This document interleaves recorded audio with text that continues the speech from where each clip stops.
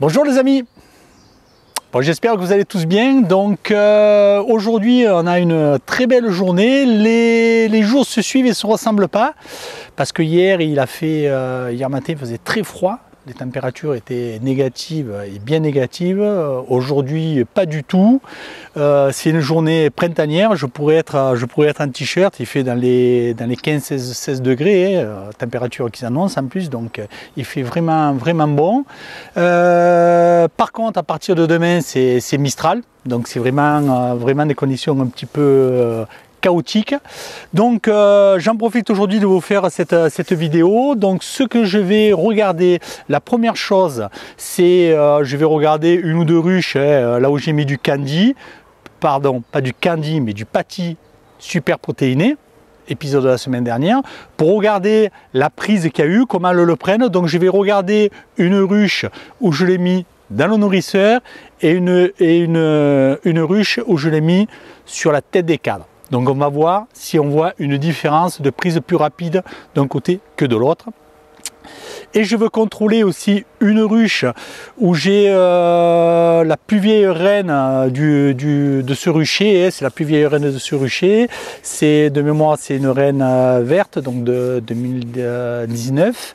La ponte, je sais que le pont, parce qu'en regardant sur la planche d'avol, j'ai vu des vols de repérage et j'ai vu des abeilles jeunes, nouvelles, avec beaucoup plus de poils, donc on les reconnaît, hein, on arrive à faire la différence. Hein. Ce que je veux surtout vérifier, c'est au niveau de sa ponte, comment elle est sa ponte. Donc voilà, parce que cette année, je vais la retirer de la prod. Parce que c'est une ruche que je mettais en production, je vais la retirer de la production et c'est une reine que je vais garder en souche parce que elle est douce, donc j'espère que ça n'a pas changé, on va le voir en image, elle est douce, elle est productive et elle a un très bon comportement vis-à-vis de la gestion entre la ponte et la nourriture.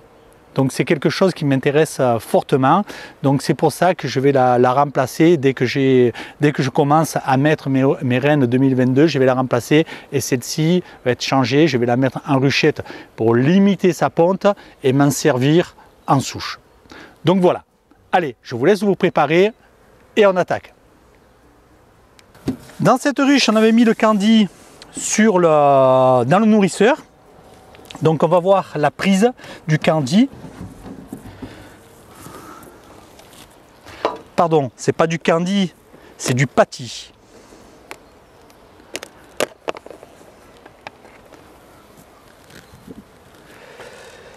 Donc voilà. Hein. Donc comme vous pouvez le voir, elles ont quand même bien, elles ont bien vraiment attaqué le pâtis.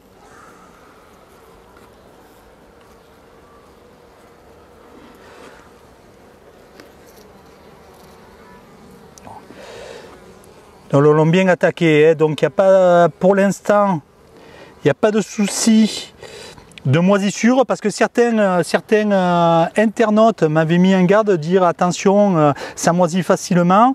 Donc pour l'instant, ça ne moisit pas. C'est vrai que ça se ramollit fortement. C'est quand même très mou. Hein, on peut voir que c'est très mou. Donc là, j'ai un accès, ça ne pose pas de souci. Il y en a beaucoup. Donc c'est plutôt une bonne chose. Hein. Donc on voit que sur la tête des cadres, dans le nourrisseur, pardon, ça pose pas de problème. Maintenant, on va en regarder une où je l'avais mis sur la tête des cadres et voir comment ça se passe.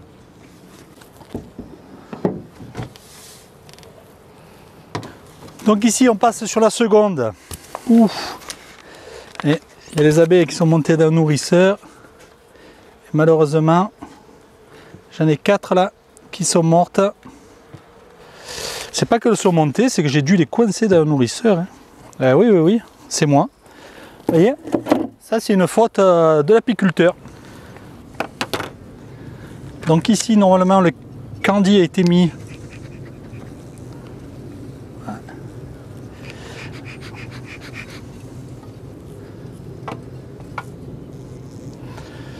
Le candy ici a été mis voilà, sur la tête des cadres. Donc vous pouvez voir que j'ai mis un pain entier dans chacune.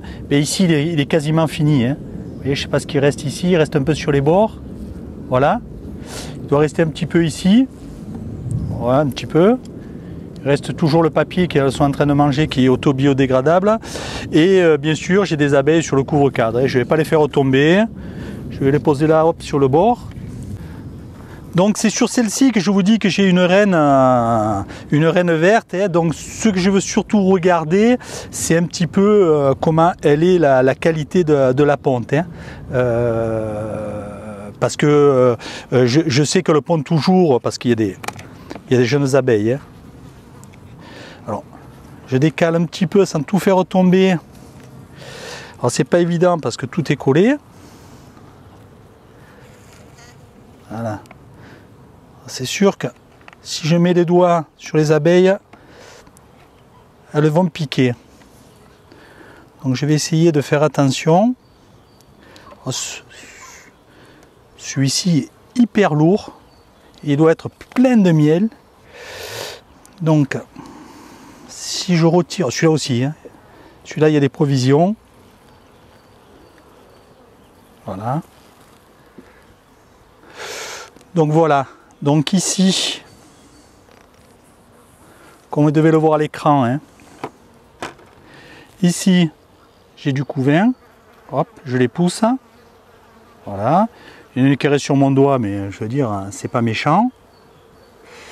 Donc on voit que le couvain il est beau, il y a un joli rond, c'est pondu à la suite, donc ça veut dire qu'elle est en train d'agrandir. On voit qu'il y a des rentrées de pollen.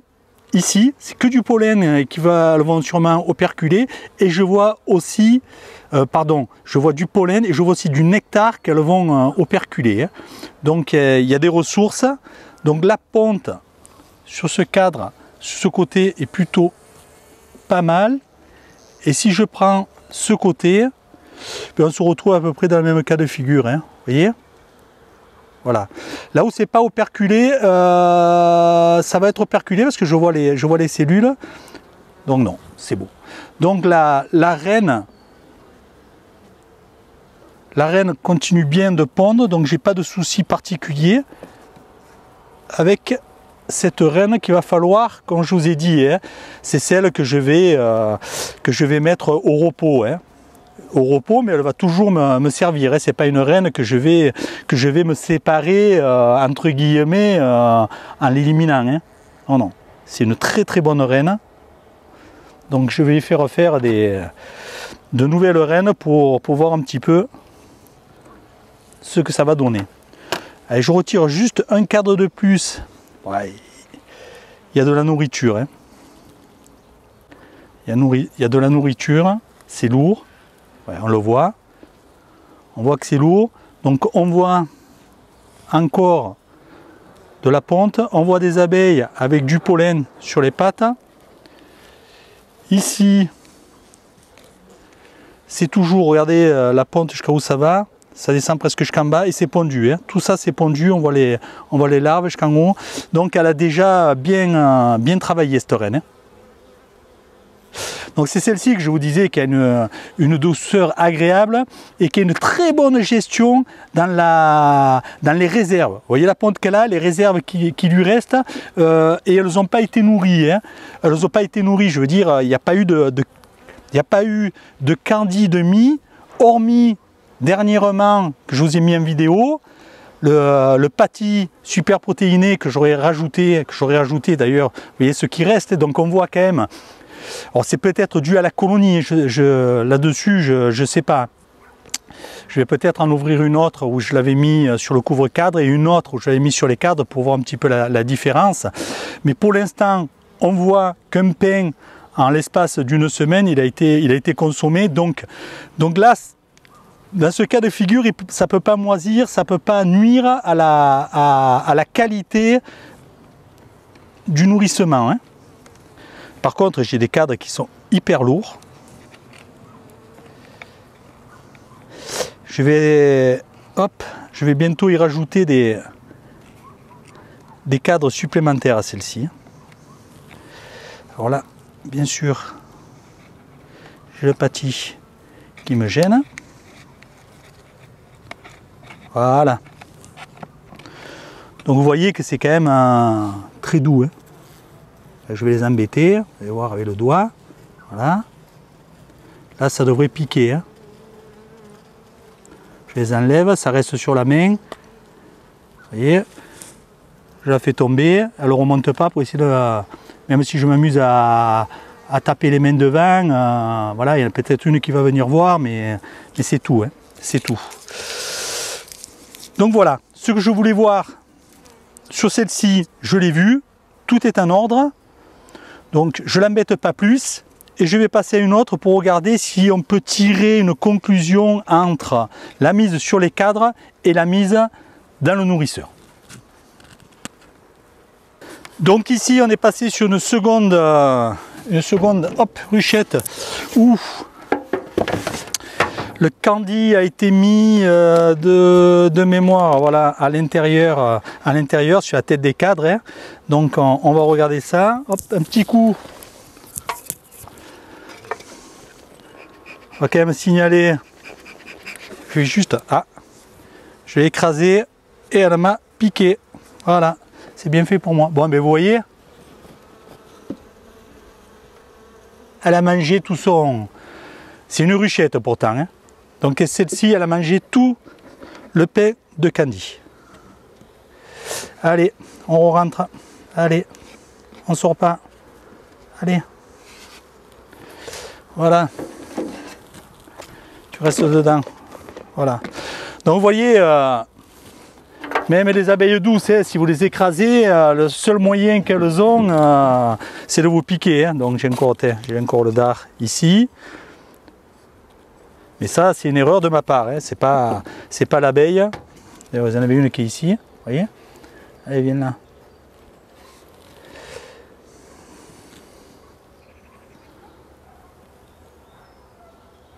Voilà.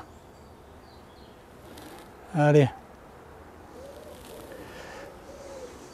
Vous voyez, on la prend dans les doigts. Si on ne l'écrase pas, normalement, il n'y a pas trop de soucis. Donc, maintenant, je vais regarder une autre. Donc ici, ruchette avec le pain de candy dans le nourrisseur. Donc vous voyez, j'ai même pas enfumé. Hein. Donc comme vous pouvez le voir, une petite moitié a été mangée. Donc on voit quand même que le consomme plus rapidement quand il est posé sur la tête des cadres que quand il est mis dans le nourrisseur.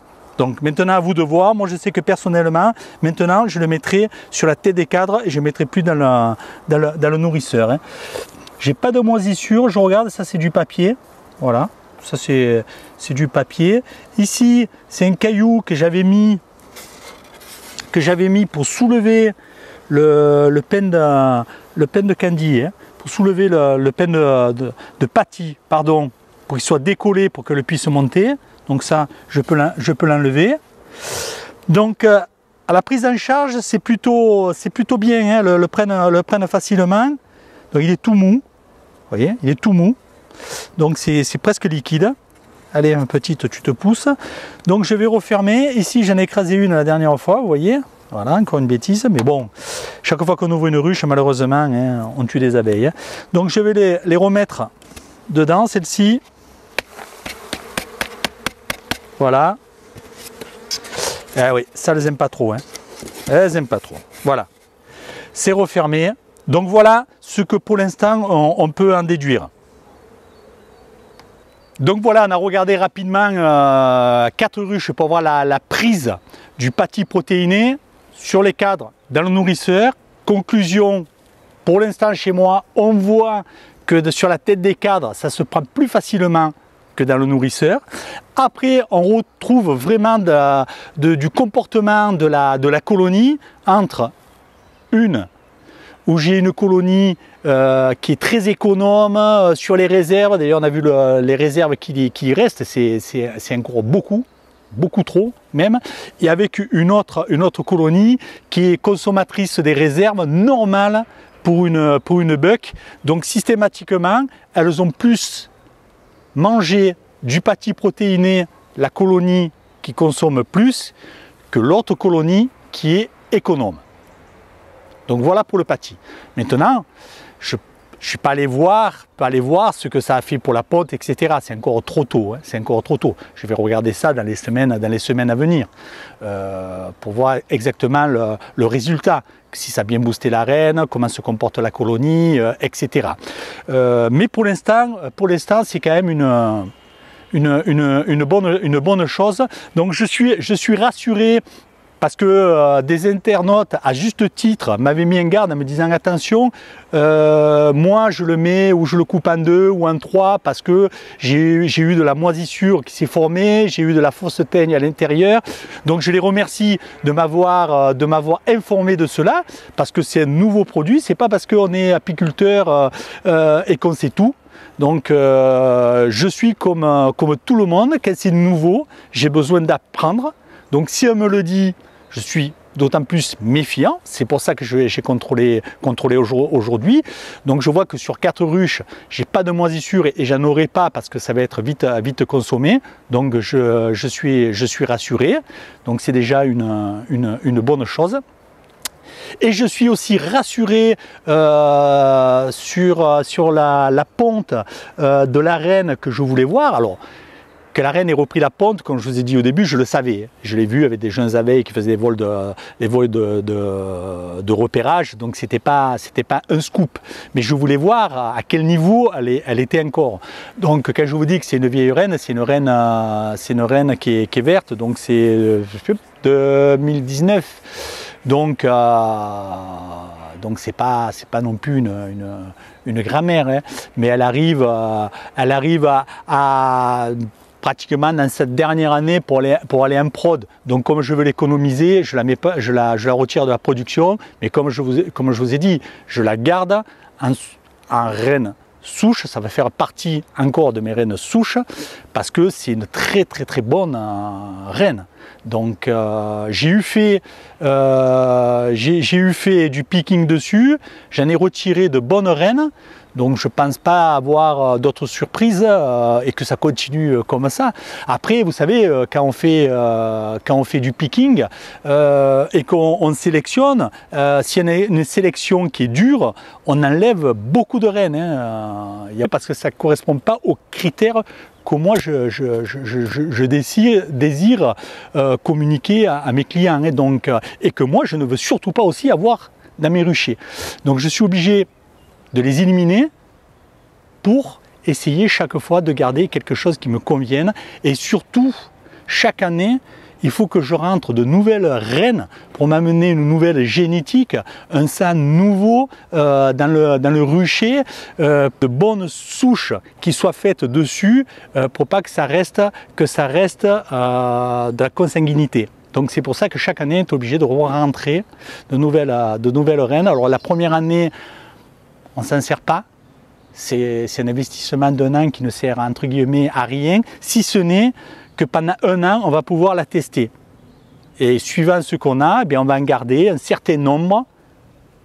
Alors moi, j'en garde pas beaucoup. Hein. Je garde 3, 4 ruches souches, hein, pas plus. Donc la sélection est un petit peu dure pour y rentrer pour certaines, mais c'est pas parce qu'elles ne rentrent pas dans les ruches souches qu'elles ne sont pas bonnes. Hein. Il y en a bien sûr que je dois détruire et d'autres qui rentrent dans le circuit, hein, qui vont très bien. Donc voilà ce qu'on a vu aujourd'hui. Écoutez, on voit quand même que sur l'agitation, sur le mouvement que j'ai maintenant dans le rucher, on voit que le démarrage est vraiment parti. Hein. On l'a vu dans celle que j'ai regardée, la ponte, on a vu du pollen, donc, et on a vu aussi du nectar. Et du nectar, il y en avait qui étaient prêts à être operculés. Ça veut dire qu'elles ont les ressources. Donc là, ça va vraiment démarrer. Bon, On va encore avoir des jours chaotiques, on va sur du Mistral, après sur de la pluie, mais on a besoin de la pluie. Hein. On a besoin de la pluie ça apporte des floraisons et nous dans la région on va dire le Grand Avignon, c'est quand même relativement sec, on a eu beaucoup de vent cet hiver, on a eu un hiver plutôt froid en rapport des autres années, un hiver, on va dire, un vrai hiver, donc ce qui est bien aussi pour les colonies, parce qu'elles se sont mis en grappe, elles ont réduit leur ponte, donc elles ont même, je pense, fait une rupture de ponte, donc ça a permis de faire de bons traitements anti-varrois. Et maintenant, ça redémarre, et puis dans quelques temps, je vais refaire mes contrôles anti-varrois pour arriver, comme je vous l'ai dit, à gérer à ce niveau-là. Quelque chose que je ne vous ai pas dit dans quoi faire au rucher en février, attention à votre apport d'eau dans les ruchers, parce que là, avec le démarrage, elle consomme beaucoup d'eau. Donc j'ai oublié de vous le dire, donc je profite de cet épisode pour vous le rappeler, de bien les fournir en eau, de mettre de l'eau propre, etc., de tout remettre en route pour avoir de bons ruchers. Et aussi sur le piégeage des frelons asiatiques, je ne vous en ai pas parlé, j'ai fait deux grosses erreurs de ne pas vous en parler, l'eau et du frelon asiatique. Moi, fin février, à partir de mi-février, fin février, ça dépend, hein, je vois à peu près, j'attaque le piégeage des gines. Deux écoles. Une personne qui va vous dire de piéger les gines, ça ne sert à rien, se mettre en compétition, se battre, etc. Je suis d'accord avec eux, c'est vrai qu'elles se battent, ceux qui n'ont pas de nid vont se battre avec les autres. Et vous avez aussi la seconde école, c'est que vous pouvez les laisser se battre et piéger à côté. Donc, pour moi, les deux cas sont bons. Je ne suis pas plus pour le premier cas que pour le second cas, mais j'applique aussi quand même un piégeage, et celles qui viennent, eh bien, c'est une de moins que je verrai plus. Donc voilà, maintenant, vous faites vous comme vous voulez. Donc, écoutez, on arrive à la fin de l'épisode. Je vous remercie de l'avoir regardé en entier. Je vous souhaite une excellente semaine. Je vous donne rendez-vous prochainement pour de nouvelles aventures. Et surtout, prenez bien soin de vous. À bientôt les apis.